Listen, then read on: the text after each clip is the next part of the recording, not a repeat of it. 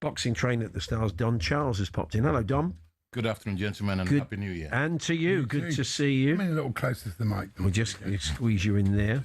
So we've had a little bit of news about Moses Atoma and Franklin. That fight's been delayed, which is, that must be a difficult thing when you're a trainer and you're working with a fighter, and then they maybe stop a session and they go, something doesn't feel right, and you must, because it can't be an easy call to make because there's so much riding on it. So many people get let down when fights get delayed. Yeah, I've been there as a coach. I've been there a few times in my career with fighters, and it's not, honestly, it's for everybody. For the promoter, the disappointment, for the production, because there's other fighters who've also trained to appear on that show. Yeah, of course. So literally everything has to get abandoned. They've rescheduled it for the 28th of March. But that's like 10 weeks, Yeah. So you have to literally start all over again. Yeah, because it does derail. You've seen a bit of Jermaine Franklin, haven't you? He's actually operating out of my gym. He chose to do camp.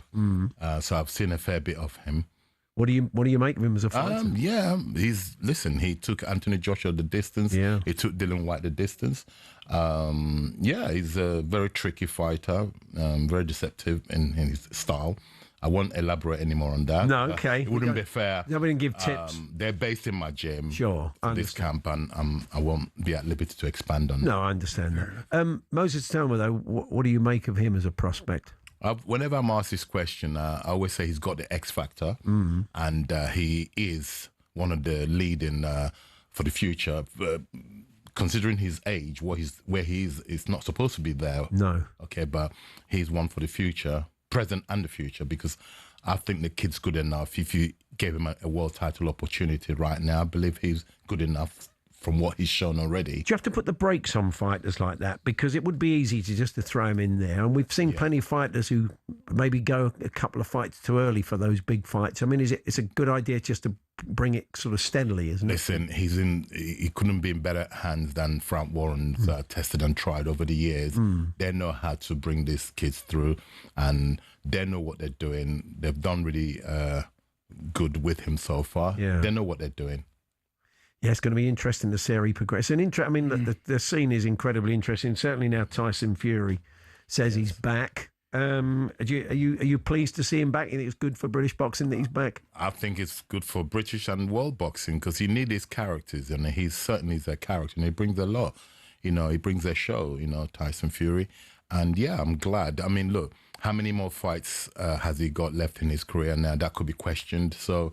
But it's good if he's coming back, and if he's back, from what we're hearing, it's good. I embrace that. Obviously, everybody wants to see him fight Anthony Joshua, but the tragic accident probably has put a break on that, hasn't it? I would say so, yeah. Definitely. Very difficult for Anthony. So, do you look at the other fights out there for him? I suppose Fabio Wardley is one. British boxing, it's never been this live, where we've boasted so many world champions in the last 10 years, let's say. And there's so many fights out there for Tyson. There's so many fights out there. Yeah, it's going to be interesting to see. He could have a trilogy with Usyk. He could fight with Fabio Wardley. There's so many fights out there for him. I think where are we at with Usyk saying he wanted to fight Deontay Wilder? Is that there seems to have, it's all gone a bit quiet, isn't it? It's all gone a bit quiet. There's so many other people in the queue who are ahead of Wilder in the pecking order. So, but Usyk is entitled to choose because of what he's managed to, where he's managed to put himself in this position in his career. I think we were chatting to Paul Smith, who's on Talk Boxing with you this week, and there was maybe a thing, I'm sure it Paul who said it, that he's beat everybody else out there of this era, and he wants to complete the set. Usyk wants, because Wilder was one of the guys on that circuit fighting Fury. Maybe that's the reason why he wants that fight. Yeah, look, he's entitled to it because he's beat every Brit, with the exception of Chisora and Bellew. He's beat 3 other Brits twice. So he's entitled to dictate what he wants to do next. Derek's still got it. You worked with Derek Chisora for many years. Gosh, yeah. He's got his 50th fight, hasn't he? He talked about that. 50 and out. 50 and out. He's always said. Do you believe him, or do you think? Why should I doubt him? No. Privately, he's told me that one more. I said, "Are you sure, Derek?" He said, "Yes." And what a fitting way! I would really like him. I fancied the fight for the who had Emmanuel Shah and Pulev, Gassiev for Pulev instead for the WBA regular. Yeah. That's really the fight. If I was given an option, a choice to have chosen for him to bail out being crowned a world champion, it'd be so fitting. Yeah. That didn't happen. So I don't know what they're planning for him now, but he's got a fight pending apparently. Right. He's a great character, isn't he? I mean, he's been in with us a few times, and he is, he's never boring. No. What's it like working with him? Chisora, he has his difficulties, but he's the fighter you want to be with. He's as hard as nails. I remember going to Germany with this young man where nobody gave him a chance. He fought Vitaly Klitschko, and at the time, Klitschko was brutalizing every opponent. Yeah. And Derek took him the distance. We went there to win, but Derek took him the distance. There's one of the 4 fighters to have taken Vitaly Klitschko the distance. So we'll talk about Daniel Dubois. You were working with him until fairly recently. Is no hard feelings about the way that all ended? No, because all right, it was a sudden impact, sudden ending. One, as a human being, you plan. I planned further to have trained him for a longer period, but it wasn't to be.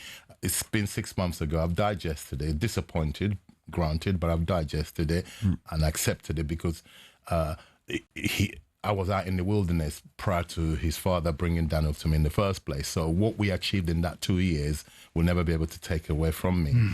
So I acknowledge and appreciate and I thank him for the time I've spent with him. How do you see his future unfolding? You're not part of it now, but how do you see? He's a young man. He's there, and he will become another world champion given the opportunity. He's that good. He will win another world title.